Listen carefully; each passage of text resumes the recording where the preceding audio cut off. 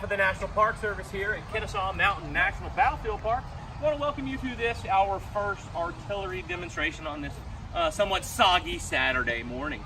Now, this is a live fire program, and cannons by their very nature are quite loud. So when you hear me give the command ready, that means you might want to take appropriate precautions. Don't see any pets, so we're good there. No kids, you kids aren't going to run off, so I think you'll be all right there. It's just a little loud. We're going to fire once to start the program and once to conclude the program. And in between, I'm going to be talking to you about Civil War cannons. Now, we ask that while we are going through this demonstration, please stay on the steps at all times. So at this point, I'm going to step down here. We're going to go through one drill. So you'll see us without firing. We're going to go through a drill, and then we're going to shoot for the first time.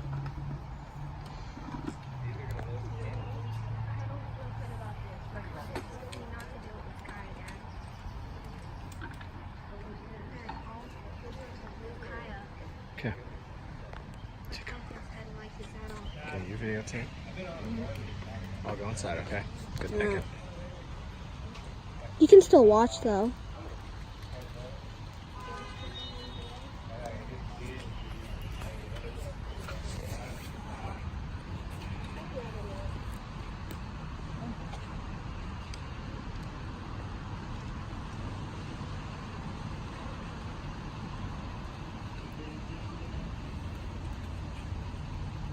Attention, for demonstration purposes only.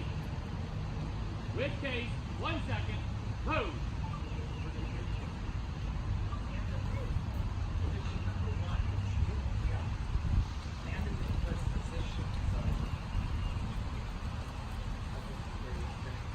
Not raining that hard.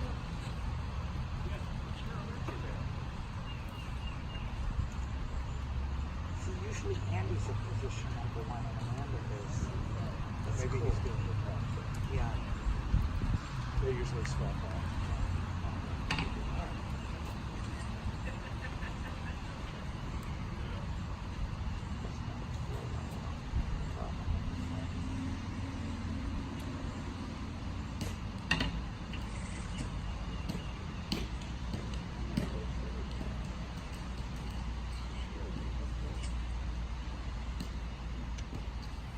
Great.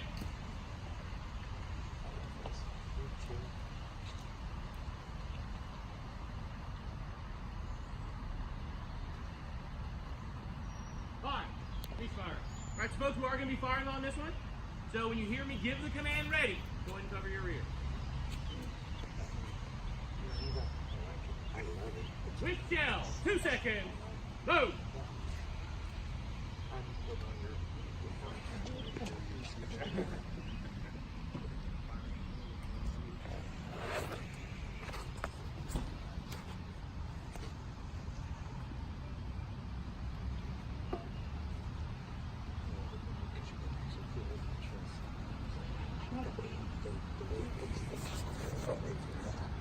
Seeing the fire come out of the muzzle wall family too.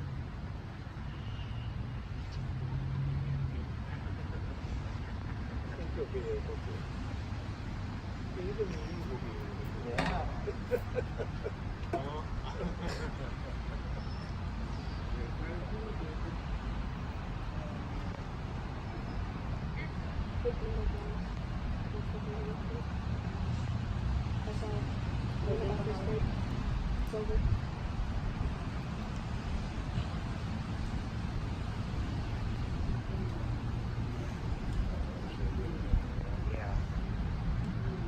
Thing is, the weather affects the powder and everything, so.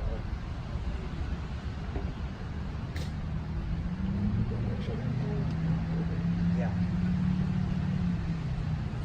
The moisture in the air. Ready?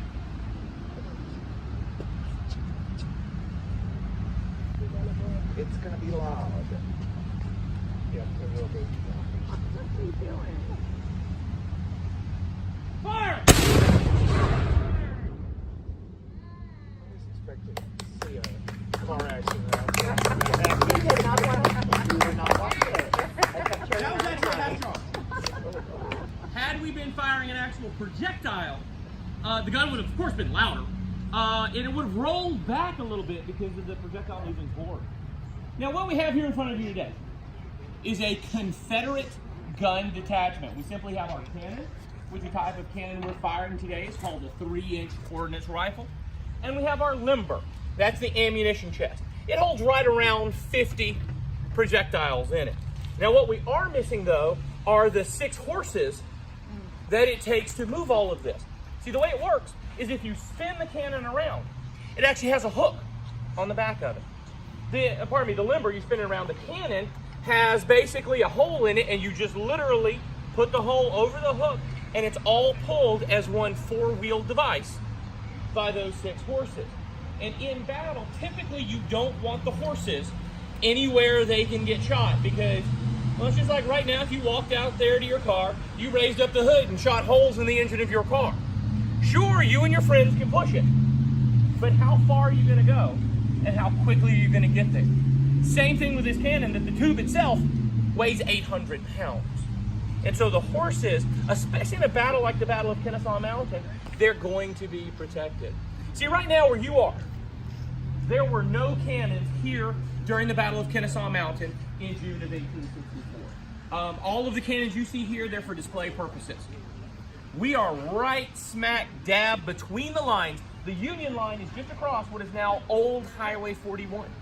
The Confederate line is just a little ways. Actually, you start running into it if you walk up Kennesaw Mountain. You'll run into it about 30 yards up the trail, and if you take the road up, you'll see it on your right as you head to the top of the mountain. And so this would be a very, very bad place for you to be, especially on June 27th, 1864. But the reason why we have a battle here is really because of the artillery. It's actually quite simple. The Confederates, and we are portraying again Confederates today, they get here first. They put cannons up on top of Kennesaw Mountain. Well, with cannons up on top of Kennesaw Mountain, you can control the railroad, which is just across, really on the other side of the intersection right there. Give it enough time, typically a train will blow its whistle while I'm talking. Both sides need that railroad, and it's the same rail path today that it was during the Civil War. It goes from Atlanta to Chattanooga. So the North needs it coming from Chattanooga. The South needs it coming up from Atlanta. Well, with cannons up on Kennesaw Mountain, you own that chunk of railroad right there. We have a battle of Kennesaw Mountain. That's simple. Both sides have to feed their army. And here at this battle, the Confederates, they don't have as many cannons. They've only got about 160 cannons. Whereas the Union Army, they have over 250 cannons. And so the Union Army definitely has the advantage here. They've got more men. They've got 110,000 troops. To the Confederates, 65,000 troops. So the Confederates, they're going to have to play this very conservatively. They're not going to do anything really daring, especially they don't want to attack. Because in an attack, you tend to lose more troops. So they're going to play this on the defensive. And they take their cannons and they spread them out all along the Kennesaw Mountain line. So they dug all these trenches in and around, well, really what's now the park. Anywhere you go, pretty much in this park, you're going to see trenches that the Confederates dug. They either used slave labor or the soldiers themselves, and they dug those trenches. By the way, they're still there. That's why we ask you not to climb in them, because they are historically sensitive. And so they got these cannons spread all out, because they know at some point the Union Army under General William T. Sherman, they're going to attack. And so what they do is they're going to wait with those cannons. Many of them, they're even going to camouflage them. They're going to pile up brush in front of them, because they're going to wait till those Union soldiers in blue are marching shoulder to shoulder in battle lines in the attack, and they're going to open up with them almost like they use machine guns today in World War I, where one cannon fire crosses cannon fire with the other cannon a little ways down, what we call interlocking fields of fire. And it is going to be devastating to the Union Army as they're marching up on the morning of June 27, 1864. Now, the way this cannon works, this cannon can fire a number of projectiles. You can have a solid projectile. You can have an exploding one. It's called a shell. You can have an exploding one with extra pieces in it. That's called a shot. And then for close You in do it when work, he's done talking. you have a tin can full of iron balls called canister.